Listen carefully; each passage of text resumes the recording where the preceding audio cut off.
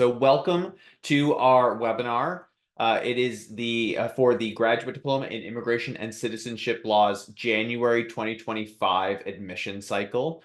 This is to provide you with all the information you need about applying for our program for a January 2025 start, the admission criteria, plus a little bit of information about the program.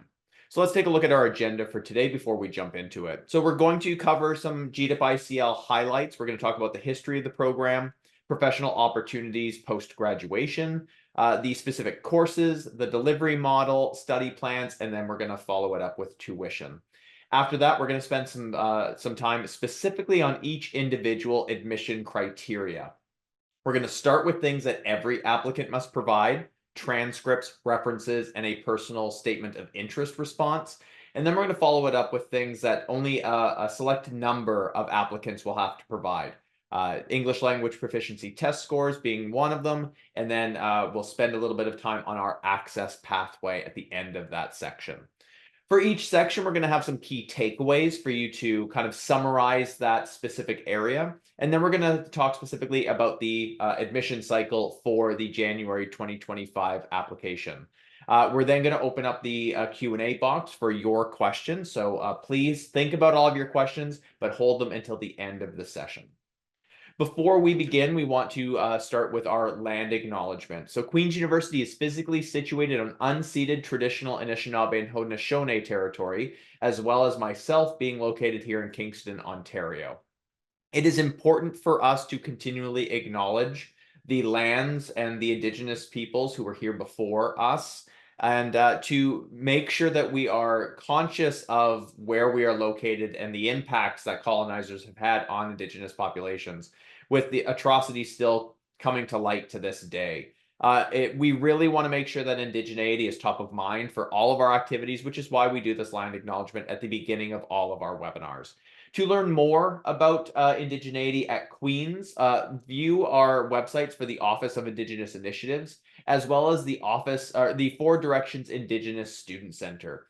Those locations have fantastic resources for Indigenous learners, staff members, faculty members, and the community at large. And for those who do self-identify as Indigenous who join the GDipICL program, there is student resources available through those organizations. All right, just as a brief introduction, this is myself. I'm Don Ames. I'm the manager of admissions and recruitment for the GDipICL program. I've been doing this now for, I believe it'll be 7 full admission cycles. So I've been here for the majority of the admissions process for this program. It has expanded. It's come quite a long ways since the beginning when this started in January of 2021, but a lot of the same practices, the same mentality that we held from the very beginning still hold true today. So I'm hoping that my experience and information will really educate you on the admissions process. Let's go ahead and begin the review of looking at the Graduate Diploma in Immigration and Citizenship Law, GDipICL, highlights. The program itself started back, like I mentioned, in January 2021, after an agreement between Queen's University and the College of Immigration and Citizenship Consultants was forged. The CICC, for short, was starting to kind of reinvigorate the way that they were providing the education opportunities for those who wished to become regulated Canadian immigration consultants and challenge the entry to practice exam. They did so by looking at specific post-secondary institutions to offer the education component to be eligible to write that entry to practice exam, or EPE. Queen's University was the successful recipient of the English language program, and the University of Montreal is the French language post-secondary institution.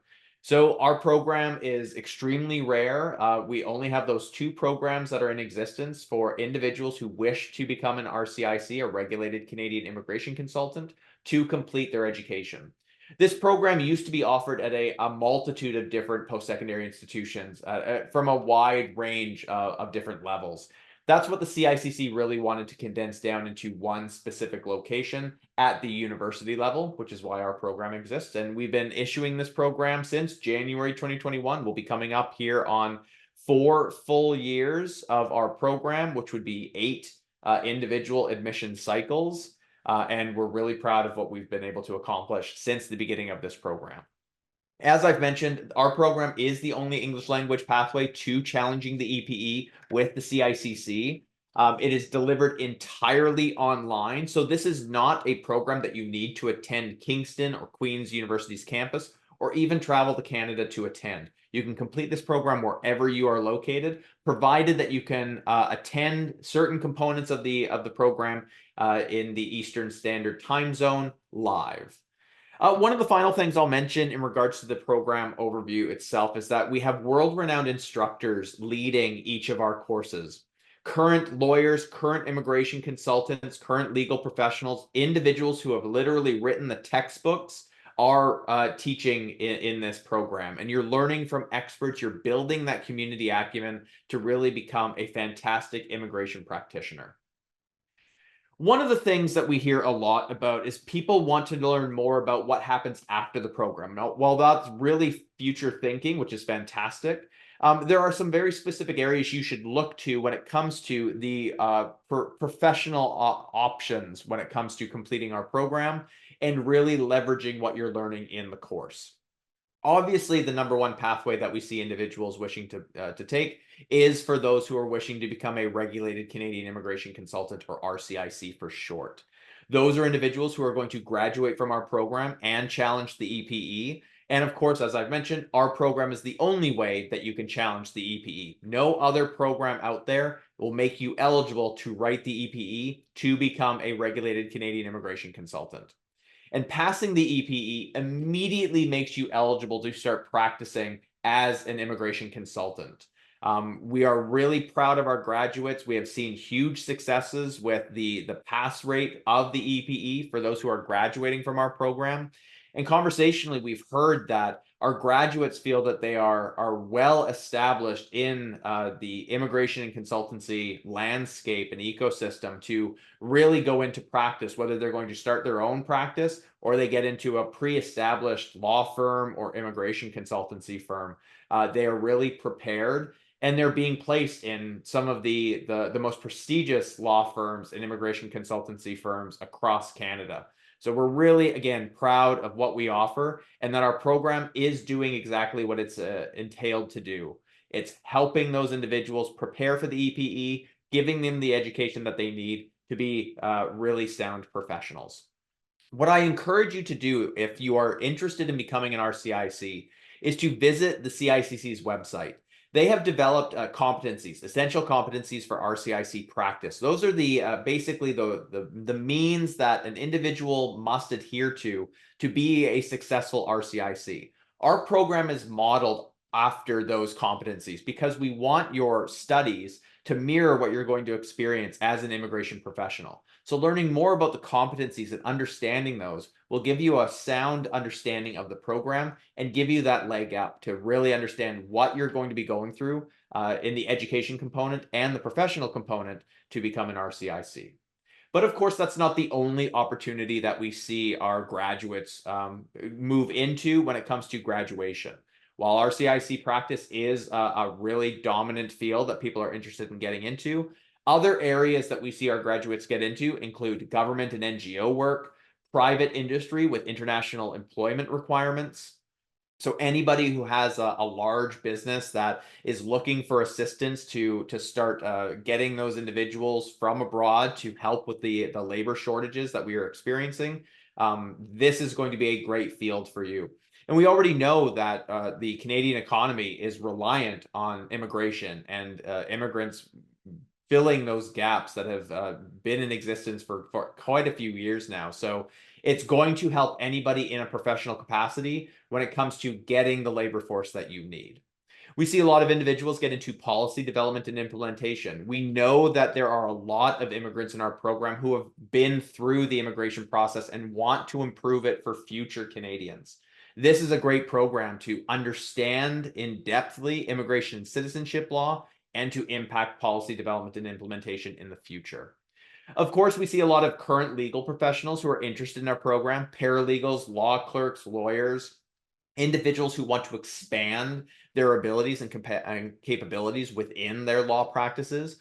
Also, we see a lot of human resources professionals, move forward from our program in a better situation. Human resources professionals, they're dealing with a lot of collective bargaining, so there may be some employee retention and recruitment components. Again, there's that labor force issue that's a huge factor. This program will help everyone in that capacity. Again, you're learning invaluable knowledge about immigration and citizenship law from experts in their field, and it can be leveraged in a variety of different roles. We have a lot of great webinars that have alumni who participate in them, and they come from a plethora of different backgrounds. And we're going to be developing more to provide exactly what our alumni are doing. So look for that via our website in the near future. So let's talk about the structure now. So you've kind of understood the program itself. You think about those future capacities. Let's talk about what a student experiences in the program. We have two different types of study plans with our program, full-time and part-time. And for January and September intakes, we accept both full-time and part-time applications. So a full-time student is going to complete 3 courses per term for 3 consecutive terms, completing the program in just under 12 months. So a full-time student who begins in January will finish up the program in about mid-December. Part-time students will take 1 to 2 courses per term for 6 consecutive terms. So a part-time student who begins January 2025 will complete the program in about mid-December 2026. And you can see from these two images here how the study plan varies. You can see here the 3 courses there per term, very, very set, very structured, and it goes in order. ICL 810, 20, 30, 40, 50, 60, 70, 80, 90. And that's prescribed for all of our students. There's no fluctuation in the courses that you take per term. It's all preset. Think about this as a set menu at a restaurant, not a buffet. You don't get to pick and choose the courses you wish to take. And for our part-time students, you can see there's a little bit of deviation from that original plan, just because not all of our courses are offered in every term, and there are summer terms with our program. So you'll see that a part-time student will begin with 2 courses, ICL 810 and 820. Then they'll jump all the way to 850 and 860. Then they'll kind of jump around throughout those middle 3 terms, but finish up the program kind of with those bookend courses of 880 and 890. And the way that we provide those courses, it's not everything's all at once when you begin the term. You can see, for example, here from the full-time study plan, ICL 810 is the first course everybody takes. You take that from the beginning of January until the end of February. And then after that, a full-time student will go into 2 courses, ICL 820 and 830. Whereas a part-time student, you'll do 810 as well, just as all other students. And then you'll only be going into 820 for the remainder of the term. So a key component that we need to talk about are the tutorials for each of our courses. Now, the majority of our program, because we are delivering this online, are conducted through self-directed learning opportunities. Those are things you do on your own time outside of a classroom. I would say about 95% of the program is that. You're doing readings, online assignments and activities. You're interacting with individuals via messaging board in our OnQ student platform. You're doing quizzes. Those are things that you do outside of a standardized classroom, whereas the tutorials are set timed events that are live that you have to attend via Zoom.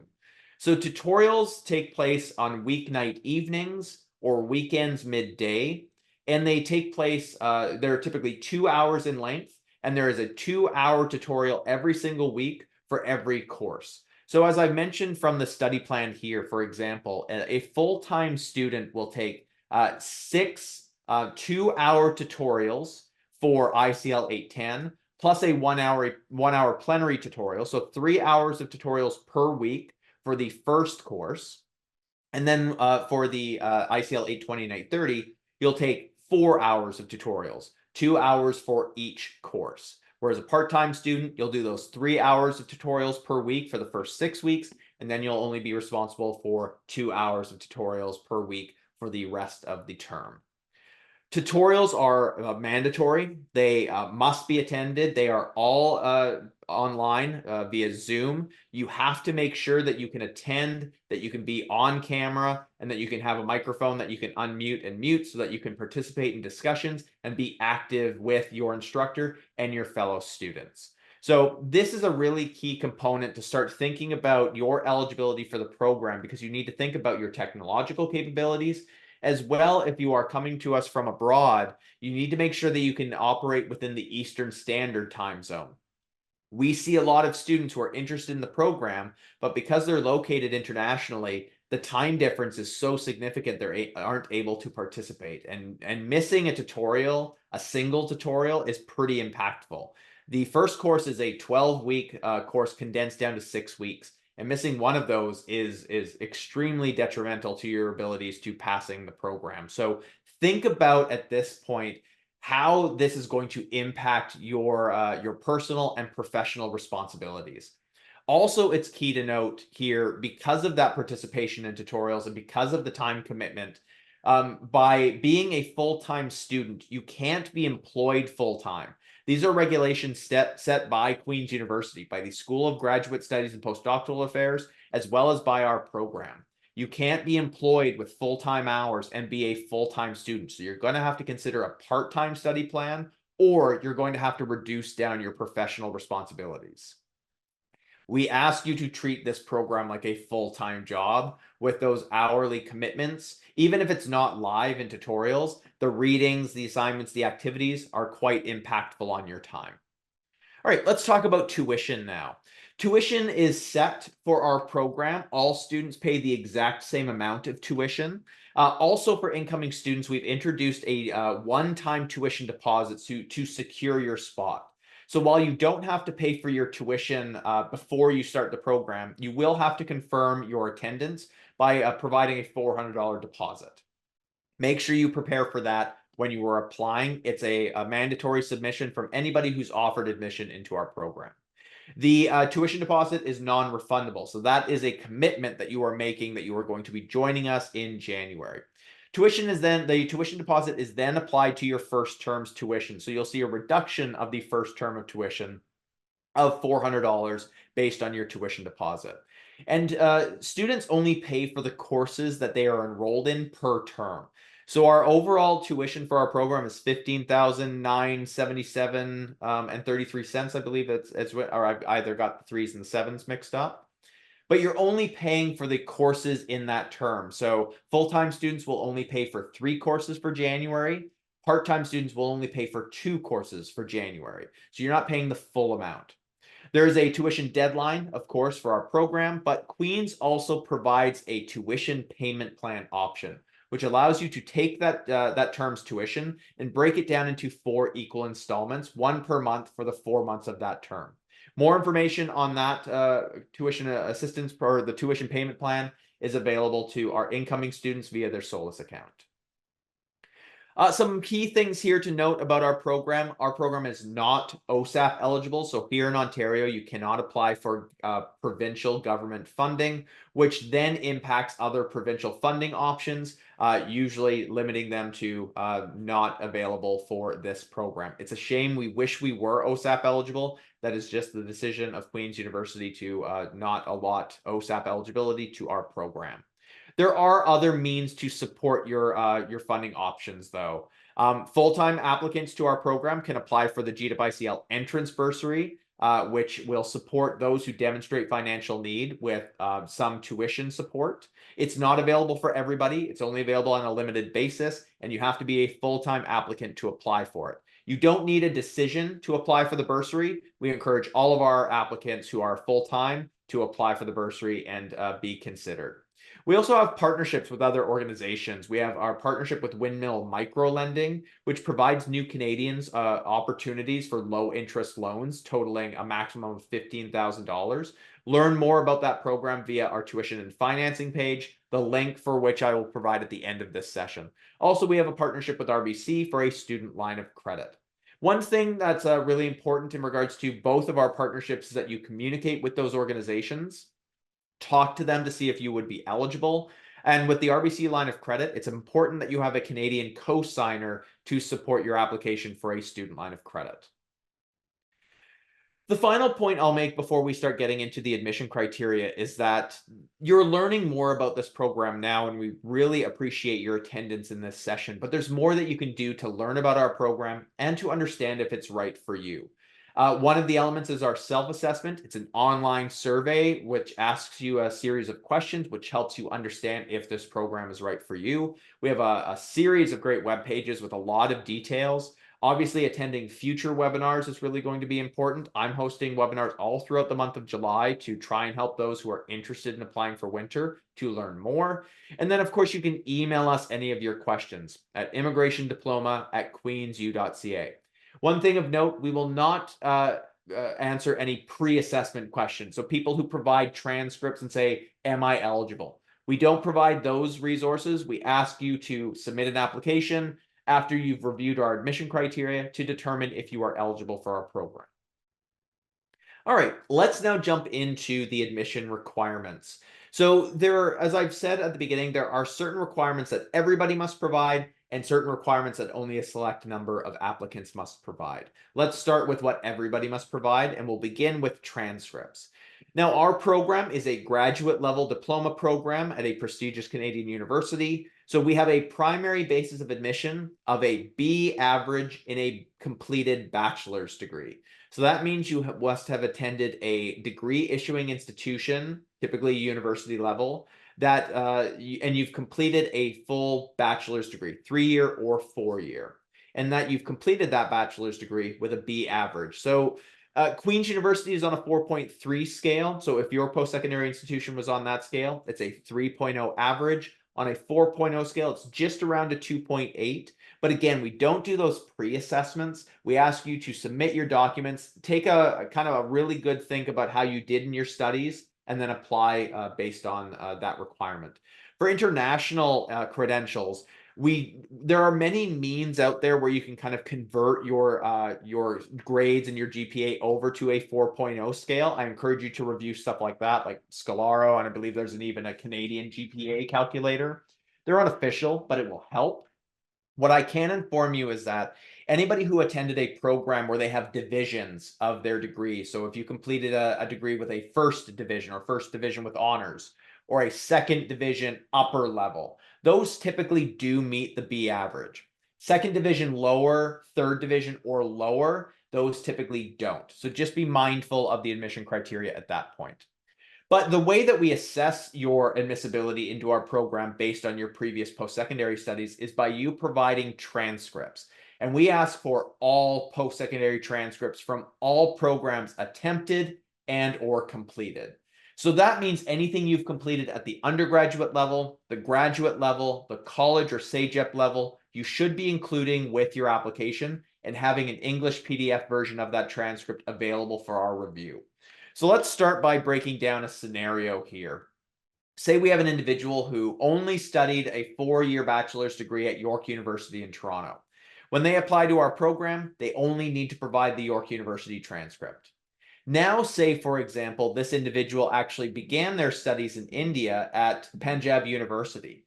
They did a year there, then they transferred to the University of Toronto, becoming a Canadian PR, and they completed their studies with York University. Now this individual must provide their Punjab University transcript and their York University transcript. Because what we need to see is your studies incomplete, which is the Punjab University studies in this example, and then the completed studies, which is the York University transcript.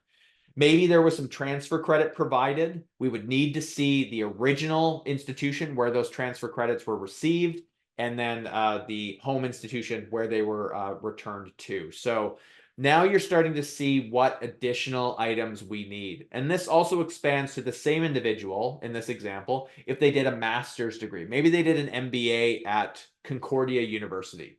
Now we need to see from this person 3 transcripts: the Punjab University transcript and the York University transcript for their undergraduate, and then the Concordia University transcript for their master's program. Same goes for PhD, same goes for college studies. So perhaps somebody completed their full degree internationally. Maybe they completed it at Islamic Azad University from Iran. And if they completed their bachelor's there, came to Canada, and then did a graduate certificate or graduate certificate or diploma at the college level, say they went to Seneca College to complete a 2-year program, we would need to see the Islamic Azad University transcript as well as that Seneca College transcript. So again, we need to see everything that's involved in your post-secondary studies. This also expands to any additional transfer credit you received, even if you didn't complete a program. So for the same example of the York University student, perhaps that person went to Athabasca University, an online course, and they did that over the summer to transfer back to their studies at York. We would need to see now Punjab University, York University, Concordia University, and now we would need to see the Athabasca University transcript as well. Study abroad or exchange programs, we would need to see the home institution transcript as well. So if you did your studies at York and then you went abroad for a term and studied at the University of Aberdeen, we would need to see York and the University of Aberdeen transcripts. Also, any non-degree study transcripts. So say you were an individual, you completed your bachelor's degree in 2005 from, we'll say, University of British Columbia. And then 15 years passed. In 2020, pandemic hits, there's online options for some studies. You are really interested in going back to school, maybe doing 1 or 2 courses, and you've attended Athabasca University again, a great online institution. We would need to see that Athabasca transcript along with your University of British Columbia transcript. Everything together makes up your post-secondary career, and that's how we conduct our assessments. And while the primary basis of our admissions reviews are done on the undergraduate degree, we do take everything into consideration for a cumulative GPA to help us with our admission decisions.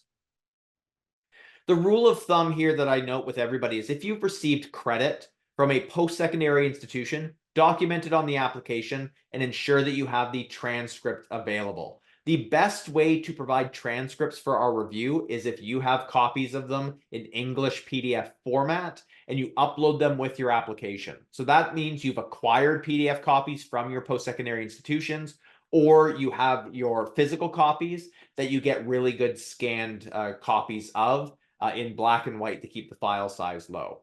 So that's the way you provide it, and ensure that you provide all pages and all years, all semesters of your studies. Sometimes people believe that we only utilize the last 2 years of study, or we only utilize a certain number of terms. Maybe they just forget to provide year 1 of a 4-year program. We need to see every page. And the longer it takes us to have all of your documents together, the less likely it is that we'll be able to get to your application review in a timely manner. So make sure you are able to gather these documents now because January applicants will have until September 1st to provide their documents for admission consideration. So you apply for our program by the end of day August 1st, which is coming up here in a week and a little bit. But you then have that additional month to gather your additional documents.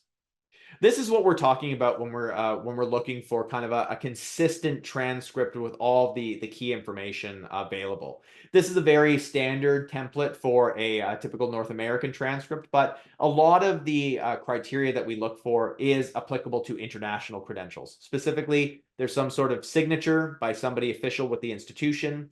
There's a seal or insignia. The name of the institution is listed somewhere on the application or on the transcript. But the key component that we're looking for is this section here. You can see from this document, there are many different terms here, all broken into one page, which is fantastic. It condenses a 4-year degree into one page. But we really need to see this section here from everybody. And perhaps that's you received this on one summary document, you have a mark sheet which has all this, or you've received an individual page of transcript per term or per year. We just need to make sure that it lists the term and the year, the courses that you completed, their names, their course numbers, but specifically we need to see the grades you achieved in those courses and the credit associated with each of those. So it comes in all shapes and forms transcripts. Just make sure that you have all of this information highlighted. The courses you've completed, the grades you've achieved, and the credit associated with each of those courses. For international credentials, anybody who completed a program internationally, you should also be including your diploma or degree certificate. which lists your name, the program you completed and graduated from, some sort of signature from an official with the institution. This will help us understand if you've completed the program, and it'll really help us understand what the program was and when you completed it. Sometimes a transcript will indicate what you completed, sometimes it doesn't. For international credentials, you should just go ahead and include that with your application. These are documents we don't accept for the admission review process. This is a printout from a student account, very unofficial, very clunky. We cannot accept that for the admission review process. We will request you to provide a proper transcript in place of this document. Same with this. This is a Toronto Metropolitan University transcript that's just marked as unofficial. That will be flagged as not acceptable for the admission review process. So make sure you have an official one in replacement of this document. Also, photographs of transcripts we will not accept. They are typically too far back for us to really get a good clear look at the grades. When we zoom in, it gets really blurry. If you physically have a copy of your transcript, take it to an office supply store or a library, have it scanned. And if there's information on the reverse side of your transcript, have one page of that scanned and include it with your application. One thing to note, we know that a lot of individuals have probably received WES or third-party assessments of their transcripts. We do not accept those in place of official transcripts. You can provide them to support your application, but you will also have to include your official transcript. So make sure those are included. And if you have WES documents, it's not the only document that you're going to be providing. So some key takeaways regarding the transcripts. Remember, all transcripts, all studies, all years, all pages included. Not just your last study, not your highest level of study. Everything that you have attended and or completed should be included with your application. English PDF format is the format for uploading with your application. You have until September 1st to provide your final documents for our review. No WES or third-party documents will take the place of official transcripts. If you need to gather transcripts now, begin this process. If you can't acquire transcripts yourself, if your post-secondary institutions will only send them to the post-secondary institutions, make sure you have them sent to the School of Graduate Studies and Postdoctoral Affairs office. The link for which their website with all the information about transcript delivery, I'll provide at the end of the session. All right, the next component that every single applicant will need to provide are references. We need 2 different references for every single application. And there are 2 different types of references we accept: professional references or academic references. Every single applicant needs to provide 1 professional reference. So everybody needs to provide at least 1 professional reference with their application. And then the second reference will depend on your post-secondary studies. If you've completed any post-secondary studies within the last 2 years from the month of your application, you will need to provide 1 professional reference and 1 academic reference. And that academic reference must come from your most recent studies, not from any of your studies in your past. If you haven't attended a post-secondary program within 2 years from the month of your application, so if you completed your bachelor's degree in 2019 and you've attended no other studies, you will need to provide 2 professional references. So keep that in mind. Basically, at this point, it's July 2022 is the cutoff. If you attended any post-secondary programs from July 2022 up until just the other day, you will need to provide 1 academic reference. Everybody else, 2 professional references.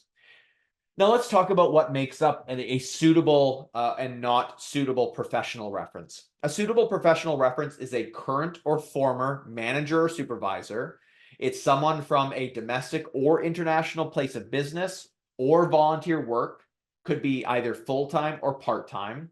It is someone who identifies themselves as your manager or supervisor and will do so on the application form. It's someone who can provide information about your abilities in the workplace, and it's someone that you've interacted with, you've talked to them about this requirement, and they agree to provide the the reference form back in a timely manner, complete with proper narratives associated with it. Who is not a suitable professional reference is a coworker, a colleague, a friend, a peer, an equal, who has no managerial or supervisory duties over you in a professional setting. It's also someone from another department or an area or part of the business that has no association with you. So sometimes we see people utilize a hiring manager when they were hired from HR, but then they have no interaction with that person for months or years beyond. So that's not a suitable professional reference. Also, family members are not suitable references in any category for our application. Also, a professional reference is not suitable if they aren't going to provide the form in a timely manner, if they're not going to fill it out in full, or if you have no interaction with them. Talk to them ahead of time and ensure that they agree to submit the document on your behalf. The same goes for academic references. Basically, just replace manager or supervisor with professor, instructor, or TA. Again, somebody from that most recent study who knows of your abilities in an academic setting, who you've interacted with, and who will provide the document back in a timely manner. Who's not a suitable academic reference? A classmate, a friend, a peer. Again, somebody who has no supervisory or managerial responsibility over you in a academic setting. And again, it's not somebody from an old post-secondary institution. So again, if you didn't do any studies since July 2022 up until now, 2 professional references. If you have done studies between July 2022 and now, you will have to provide 1 academic reference from the most recent studies. The way that you provide reference information is through the application. This is why it's important to contact your referees ahead of time to gather the key information that we need that you put into the application, and then we automatically send them documents on your behalf. You have no involvement in the reference document submission process. So it's all on you to get accurate names, contact information, email addresses, phone numbers, and current titles and current job locations. Preferably, the email addresses are professional addresses. You enter that information into the application, and once you submit and pay for your application, those documents are then immediately emailed to your referees, which is why once you submit your application, contact your referees, tell them to watch for an email from sgsapp@queensu.ca. Make sure they check their junk or spam folders, and that they are going to complete the documents in a timely manner by that September 1st deadline. Because the number one reason that we see applications go unreviewed is because reference documents had not been provided. In our last admission cycle, over 100 applications were deemed incomplete because a reference document was not received. That's a significant number that is just missing out on the opportunity of joining our program because the reference didn't get back to us. This is a process that you are not directly involved in. It's kind of indirect. You provide the names and contact details, but you are not filling out the form. You have no ability to do so, and you can't interact with that form. That's a breach of academic integrity. So make sure you are talking to your references ahead of time. You have their email addresses correct and spelt right in the application, and you are communicating with them once you submit your application. All right. The final point that I want to talk about that every single applicant must provide for the application process is the personal statement of interest response. We ask you 1 question, and you have 400 words or 2,000 characters maximum, whichever limit comes first, to tell us about yourself. This is your opportunity to go beyond just your GPA or your references, and you get to tell us a narrative about yourself and your motivation and interest in our program. So some of the things we really encourage here is that you utilize the word limit appropriately. We have seen too many times statements that are 1 to 2 lines, and it just doesn't cover what we're looking for. We don't get a sense of why this individual is interested in our program. Use those full 400 or 2,000 character limits to tell us about yourself. Really answer the question properly. Review the question in full, answer it, and then submit your application. This is the point where you can kind of go into the application. You can then work on the statement outside of it, provided that you submit your application by end of day August 1st, and you include your personal statement of interest response within the application. This is not something that you provide afterwards. Also, one of the key things here is that you do not use any additional support to write this. No AI generation technology, no external help. AI generation technology is very easy to flag with our statements, and there are significant repercussions to applicants if they are deemed to have been using AI generation or individual support to write these statements. One of the key takeaways with the statement is the sentence that the contents of your personal statement of interest response reflects the effort that you put into your submission. We can see the time, the effort, the passion, the interest in your statement if you take the time with it and write it appropriately. So really do work on this. It's a great tool for us to help understand our incoming prospective students. All right. Now we're going to shift a little bit for the next few slides. We're going to talk about things that only a select number of applicants will need to provide. The first thing that we talk about here are English Language Proficiency Test scores, or ELPT scores for short. Now, this is a requirement for many of our applicants. What you need to do is make sure if this is a requirement for your application. This is a part of the application process. This is not something that is submitted afterwards. If you receive an offer of admission, we don't provide a conditional offer if you don't provide your ELPT score. This needs to be provided to us by September 1st, which is why you need to work on this now. The way we look at applicants is that everybody needs to provide an ELPT score unless they meet our exemption criteria.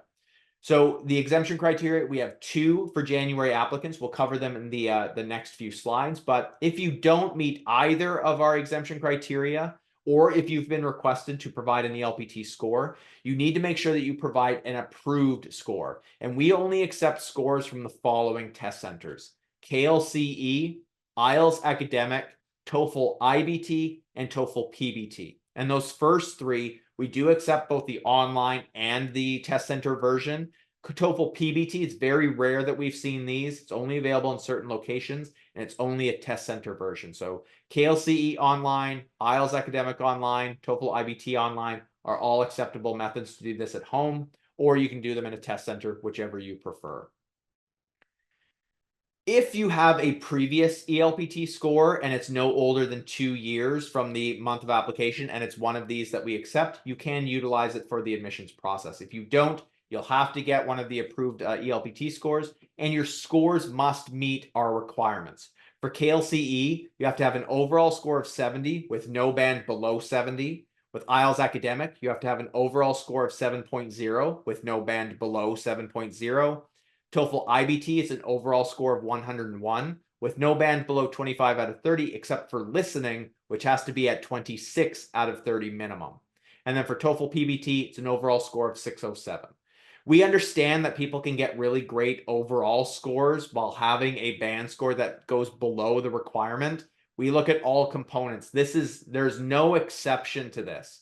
There's no exception to the tests we accept and the scores we accept. If you have an IELTS score that is an overall 8.0, but your writing score is a 6.5, that is not acceptable for the admission review process. You will have to redo that and achieve the score. For IELTS, though, we do accept the 1 skill retake. Also, what is no exception are the scores we accept. We do not accept CELPIP, CLB, Duolingo, Pearson, IELTS General, or any other test that's out there at this time. Constantly review our admission webpage to see if anything's been updated for future admission cycles. But for January 2024, we only accept the previous scores. We don't accept any of these scores. Now let's talk about those exemptions. So there are 2 different exemptions with our ELPT score requirement. The first exemption is that you self-identify as a native English speaker. The second exemption is that you must meet our education exemption criteria in full.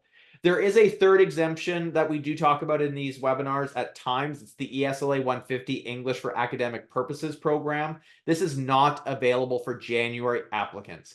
Anybody who selects that on their application will be informed that it's not available, and they will have to provide an ELPT score for the admission review process. So make sure you are providing an appropriate application with the proper exemption or understanding of submission of an ELPT score via your application. The first exemption in-depthly here is that you self-identify as a native English speaker. This is tricky because there's no hard and fast definition to define who is an native English speaker. So what you need to do is think about yourself and apply some of these criteria to your life. Some of the criteria include you were born and raised in a country where English is an official language. You have used nothing but English throughout your education, all levels, elementary, secondary, post-secondary. You have not taken any English as a second language course. You have constant contact with English throughout your personal or professional activities. This is not a pathway for everybody, we know, but if you do self-identify as a native English speaker, make sure you select that under the question that asks you about your English language proficiency. Please note, though, that even if you self-identify as a native English speaker and meet the exemption criteria through your application, the admission committee still reserves the right to request an ELPT score from any applicant at any point in the admission review process. So it is still a possibility you may have to provide an ELPT score, even if you self-identify as a native English speaker. That also applies to those who meet our exemption criteria as well. But let's go through this in-depthly. To meet the education exemption, you must have the following, and all components need to be met.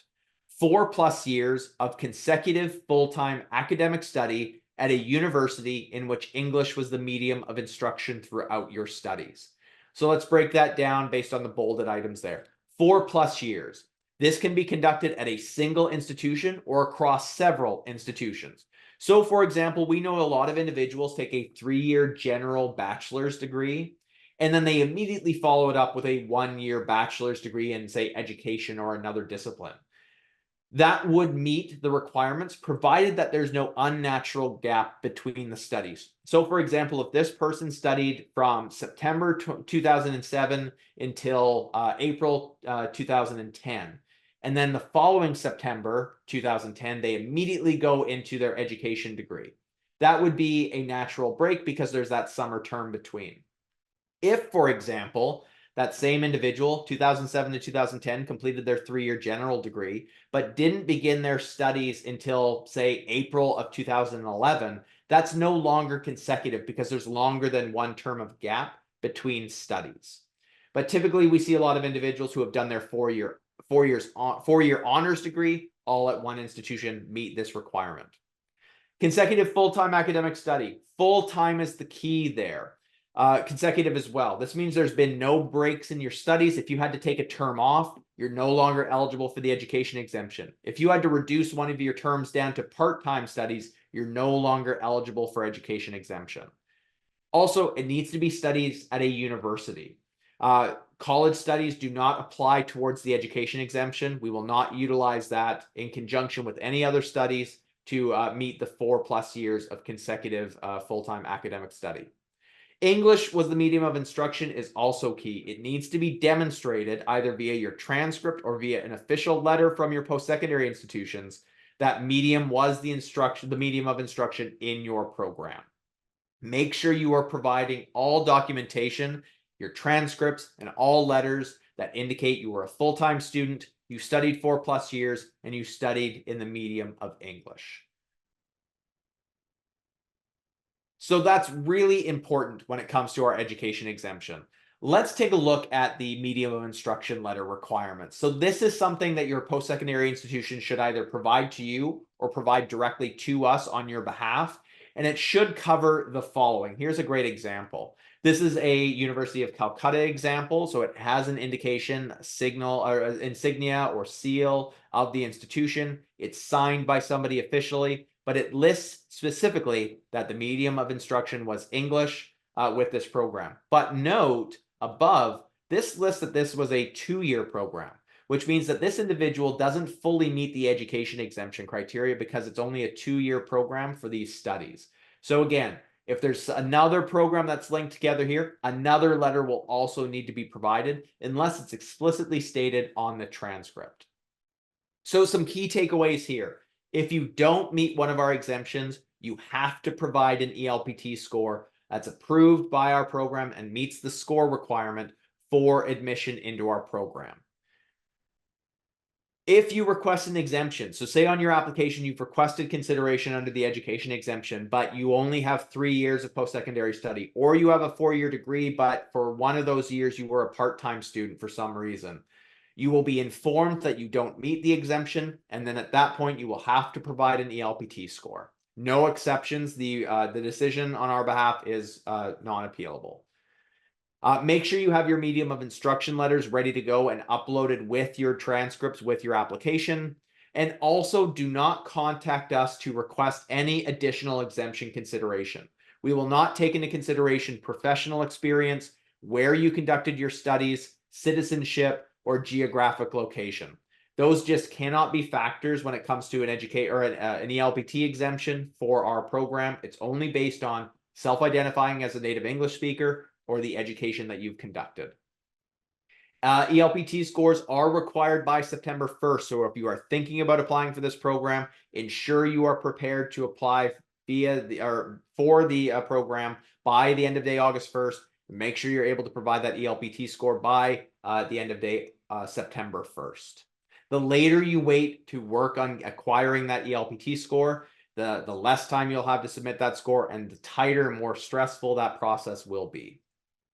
The final point I want to talk about here is our access pathway. So there are some individuals who have faced considerable hardships or barriers when it comes to their post-secondary studies. Or maybe they didn't, and based on that, maybe they didn't achieve the necessary academic admission criteria. Maybe they didn't achieve that B average. Maybe they didn't even complete their full bachelor's degree, but they did attend some university studies. We have a pathway that is an equity-seeking pathway that will allow those individuals who did face some sort of barrier or restriction or hindership to their post-secondary studies to apply for their program by supplementing their studies with professional experience in the field of law and or immigration. So there are some specific criteria for the access pathway. The relevant professional experience in either law or immigration must be 5 years minimum. You must demonstrate that through providing a resume or CV via email to our program office. You also need to demonstrate what those issues were, what the barriers were that hindered your bachelor's degree studies or your post-secondary studies. And you do that through an official statement that you provide via your application.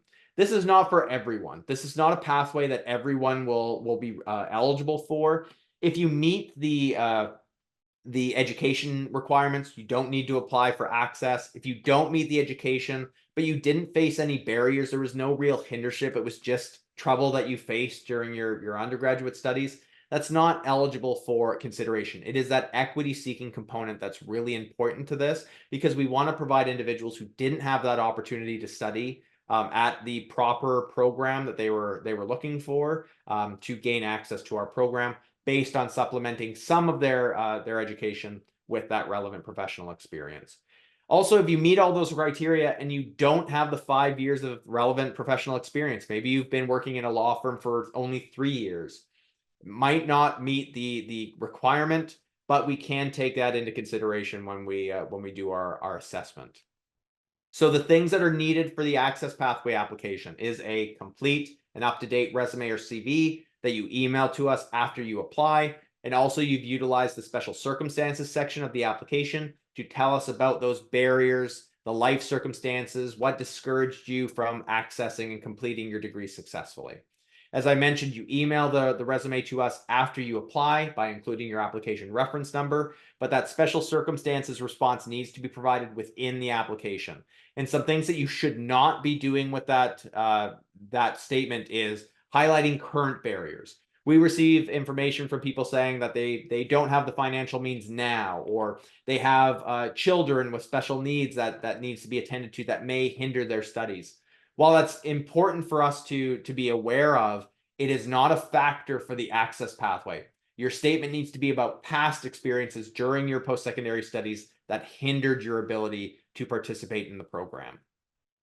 It's key to answer the question. This is not another section where you just talk about your interest in the program and why it's so interesting or passionate for you. This needs to be very tailored towards that question as to why you're utilizing the access pathway. So again, key takeaways, you still have to submit all of the same requirements. You have to submit, in addition to that, your resume and your statement. And again, it's not for everybody. 5+ years of relevant professional experience in the field of law and or immigration. Other experience may not be utilized We typically don't utilize things like healthcare, engineering, commerce, retail work. That's not relevant experience. There are some professional experiences that are kind of outside of law or immigration that may have some relevancy. We review that on a case-by-case basis. All right, we're going to open up the Q&A here in a minute, but I just wanted to let you know our application for January 2025 is going to close August 1st, end of day. So make sure you are applying for the program before the end of day, August 1st, but you will have until September 1st to finalize and provide all of your documentation. Make sure you are reviewing the application in full. The application fee is $110. It is non-refundable, and you are only applying for January 2025 start. If you are thinking about September 2025 or beyond, only apply for those terms when those applications come open. There are no deferrals for future terms. You can't apply and gain admission for January and then wait until before the term starts to request a move to September. It's a different academic year. We can't accept those requests. Also, we encourage you to utilize the professional experience section of the application in full to provide information about all of your professional experience. It doesn't just have to be relevant. All right, let's go ahead and open up the Q&A. What we ask you to do when it comes to your questions is to ask them one at a time. We don't want you to spam any of your questions. Don't provide any personal information, no email addresses, cell phone numbers, things like that. Also, if you see a question in there that you want answered, you can go ahead and give it a thumbs up, and we will answer any of the more popular questions. I will do those directly verbally for everybody, but Valerie, my team member here, will work on responses in writing. All right. Let's see this one. I've applied and paid the $110 admissions fee as per the website. Do I have to pay more to make it $400 to reserve my spot once I have the offer of admission? Please clarify and advise. The application fee is only for the application itself. The $400 tuition deposit is a separate amount that secures your space in the program should you receive an offer of admission. So $110 is paid for the application. If you are approved for admission and given an offer, you will then have to pay the $400 later on in the process prior to the start of term to secure your space. When applying through the access pathway, what is the separate statement in the special circumstances applicants are required to submit in addition to their detailed resume or CV? I think I just covered this. Again, it's that statement that indicates what those life circumstances were that hindered your ability to meet the academic education requirements or admission requirements. So make sure you are reviewing our admissions website, and I'm going to now put into the chat the links that I promised. Review our admissions page in full. It has some great information about the access pathway and what that statement should look like. Can we complete the application before August 1st, but submit official degree transcripts and IELTS exam scores before September 1st? Yes, you should be doing that. Your application can be completed even if you don't have all of your documents provided. So say you studied in Vietnam and you're having difficulty acquiring a transcript, but you know it's going to be submitted to you in PDF format by, say, August 4th. You can apply for our program by the August 1st deadline, submit your application, pay for the application, have your references kind of work on their documents now, and then you can log back into the SGSPA application system to upload those missing transcripts for the admission review process. The same goes with the English language proficiency test scores. You can work on those now. You'll have until September 1st to have them submitted on your behalf to the SGSPA office for our review. And the delivery information for ELPT scores are available via that How to Apply page via the School of Graduate Studies and Postdoctoral Affairs. So yes, apply before the end of day, August 1st. You'll have until September 1st for the document requirements. All right. My undergraduate GPA is below a B average, and I don't yet have 5 years of relevant work experience for the access pathway. If I complete the Queen's University Certificate in Law program, would I then meet the admission requirements for this program? This is a question where the answer is it depends. The Certificate in Law program with Queen's University is a 4-course, part-time, entirely online undergraduate program. It is not a direct admissions pathway into the GDipICL program, but it will help your overall GPA. We will be able to take those 4 courses add them to your previous bachelor's GPA, and determine if combined, if your cumulative GPA will meet our admission requirement. 4 courses is not a lot. While it gives us a good understanding if you're going to be able to work in the law field at Queen's University in an educational capacity, that you're going to be able to do online studies, it gives us a really good indication of your abilities. It may not bolster your entire GPA up. So just be mindful that it's available. It's not a direct pathway, but it will help us get a sense of your ability to study. My degree has percentages mentioned, but not the credits. Are those available? So that's tricky. If the percentages are provided, we'll be able to still conduct our assessment. Ideally, there's some document you can acquire from your institutions that has those credits associated, but if you don't, that's okay. We'll still be able to assess. Probably that indicates that all of your courses are the same equivalency, one between the other, and we'll still be able to assess your application based on that. Could you please clarify if everyone is expected to submit a resume with their application, or is it only those who are applying to the access pathway that include a resume with their application? Good question. It is only those who are applying via the access pathway who have to submit a resume and be assessed with their professional experience included. All other applicants, you do not have to provide a resume. We would love to see your resume. We'd love to get a better understanding, which is why we encourage you to complete the professional experience section. And you can provide us with your resume if you'd like, and we can include it with the application, but it's not a requirement. Can we upload the language exemption and transcripts within application or after? Again, as I've mentioned, kind of with those requirements for documentation, you can upload those after the August 1st deadline up until September 1st.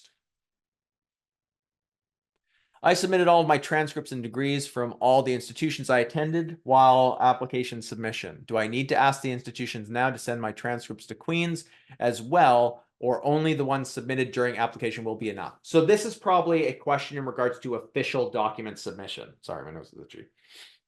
Official documents are only required from those who are entering the program as incoming students. So if you have been made an offer of admission and you only provided English PDF copies of your transcripts for the admission process, there will be a note in your application in the application system that indicated that documents received for the admission review process will need to provide official documents should be offered admission.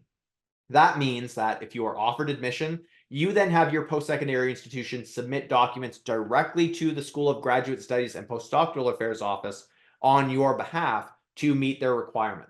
If they are not provided, there will be an academic hold placed on your account, and we will not be able to enroll you in your courses, meaning you won't be able to begin the beginning of term. Our admission decisions will typically go out late October, early November for a January start, and you'll have up until the end of December to submit your official transcript. So there's still time for that. Somebody's asking about the professional experience section in the application. A specific reference is listed to relate to the program. What if one doesn't have exact similar experience in same field? Then what option should one consider to answer? You should just answer your relevant experience. Or your experience, even if it's irrelevant, based on chronological with your current or your most recent information first. The application is set up for all graduate programs across Queen's University's graduate programs. It's very rigid, so we don't have the option to change the wording. While there are programs that do require that professional experience section to be filled in with relevant experience, we just want to see what your professional experience is to date. So just fill it in as is with whatever you have available. We're just over time, so we're going to continue answering questions. If you're able to stick around with us, that's great. I've scanned my transcripts, but when and how should I send formal transcripts to you? I believe I've just covered this. Formal transcripts or official transcripts will only be necessary for incoming students unless it's requested by the School of Graduate Studies and Postdoctoral Affairs staff. Sometimes a transcript will be uploaded for the admission review process, but be deemed unacceptable. If you see that note within your application, then you'll have to have an official document provided directly to their office. If you're then offered admission, that official transcript then meets the requirement, so you're fine to proceed. All right, I'm going to go ahead and close the Q&A just so that we can answer everybody's questions here. I have completed my 3-year bachelor's degree from India in June 2017, and I got my degree in September 2017. Then I got admission to a 2-year diploma program in January 2018. Will it be considered continuous studies with no gap? No. Diploma programs are not acceptable for this program. Typically, those are done at the college level. So the 3-year degree is only going to be considered and you do not meet the education exemption. So unfortunately, that is the situation for you, that you will not meet the education requirements. Where do I request to change my 2-year study plan to the 1-year study plan? I don't know if this is an individual who has applied for January or if you're a September 2024 incoming student. If you are a September 2024 incoming student, you can email our office at immigrationdiploma@queensu.ca. For anybody who's an applicant, you can also email us at immigrationdiploma@queensu.ca, and we can make the amendment via your admission file. We can't amend an already submitted application, but we will consider you for whatever study plan you are requesting to be amended to. Can those who attended English programs like EAL program at college have exemption about ELPT? So we do understand that there are equivalent programs to the Queen's School of English ESLA 150 program that can be taken into consideration. We need to assess those programs, and if they are an equivalent and you received a certain grade or percentage in those programs, they may be utilized in place of an ELPT score, but typically that's not going to occur. It's a pretty tight window for our program. Our standards are usually pretty higher than other programs across campus or across other post-secondary institutions. Typically, other programs will not be the equivalent of the ESLA 150 program.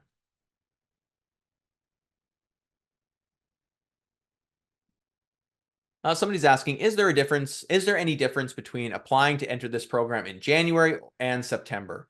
Because I heard there's only 100 seats in January and 300 seats in September. So does that mean I would have a higher chance to be accepted if I apply for the September term? We don't provide those numbers out to anybody. So the numbers you have provided, A, are incorrect, and B, they are complete fabrications. Both of our intakes are extremely competitive, and we bring in a significant number of students every single year. There is no real difference between the two terms, aside from the restrictions that I've kind of already talked about with January intakes. There's that no ESLA 150 option. There's no deferral opportunities, and it's just a later start time. It's the only difference. The admission standards are still the same. The students or the applicants that we see coming in every year are quite strong for our program. There's no difference between the two. I appreciate the question. I really, really do, that you're trying to understand if there's a difference between the two and trying to figure out which one benefits you the best. I always tell individuals you should be applying for the term that you're able to start, that you're going to do the best in. And it's understanding those time commitments with our program that are really significant. Somebody's asking, they have a question regarding conversion to GPA to Canadian standard. At the time of your presentation, you mentioned that a couple of unofficial options for converting my grades to Canadian university standards. Can you please mention it again?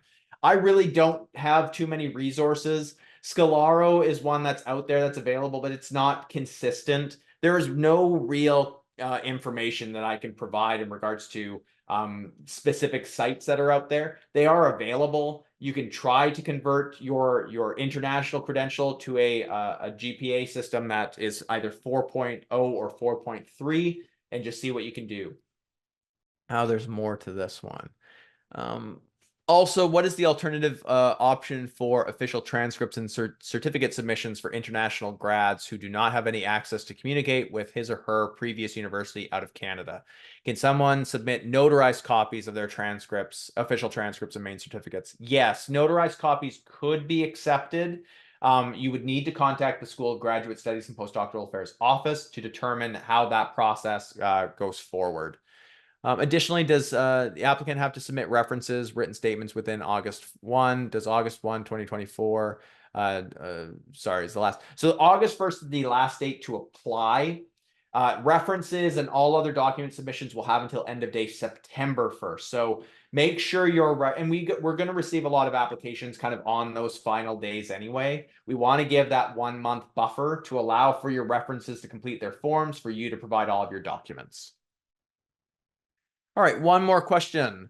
Official transcripts should be sent by institutions via email or mail. If email format, is there any requirement for that, i.e. colored or black and white?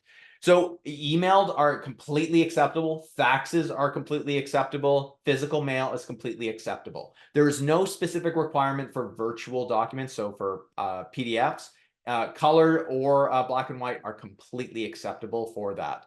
So again, if you talked to your post-secondary institution and they say, well, we can submit your transcript directly to Queen's on your behalf via email, that's great. That's an immediate process. Some institutions use third-party organizations like MyCreds. MyCreds is completely acceptable as well. Just make sure you are getting copies of your transcripts in for our review. All right, that is it for us. I want you to visit our website, immigrationdiploma.ca. Also visit us on Facebook, facebook.com/QueensLaw GDipICL. And just, we really appreciate your time in participating in this. I'll have many other webinars for the rest of the month if you want to learn more. They're going to be very similar, but if you have any questions, the session I'm going to be hosting on the evening of July 31st, no, August 1st, I believe, will be a all question session, so you can join me for that. But thank you very much for your participation. Greatly appreciate it. I hope to see your application for the January 2025 admission cycle. Take care, everyone.